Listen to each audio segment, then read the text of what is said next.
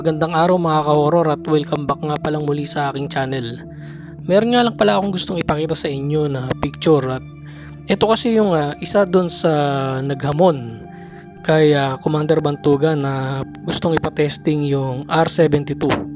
Napansin ko lang yung itong nasa kaliwa ay yung naghamon na nandun sa video at yung nasa kanan naman ay nakita ko yan doon sa isang video ng testingan ni Maestro Lotto Sagimat.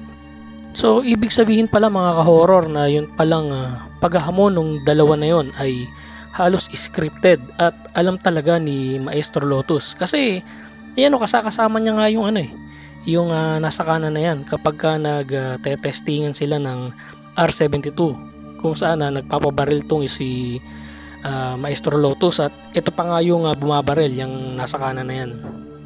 So ano kaya ang motibo ng dalawa na ito mga ka-horror kung bakit sila naghahamon ng testingan kay Commander Bantugan?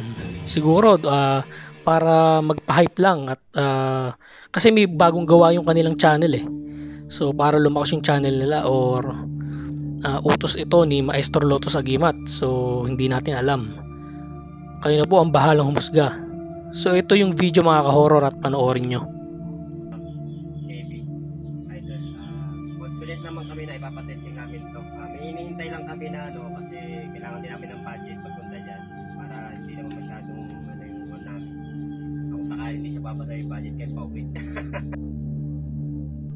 Ito namang video na to mga ka-horror ay kuha sa isang testingan ni Maestro Lotto Sagimat na kung saan itong yung lalaking nakapula ay siya rin yung naghamon doon sa video.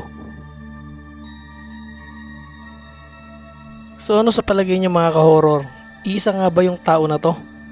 Yung naghamon tsaka yung alalay ni Maestro Lotus kapag nagtetestingan siya? Comment down below nyo nga mga ka-horror at baka namamalikmata lang ako.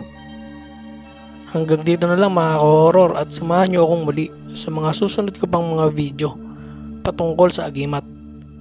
Maraming salamat po.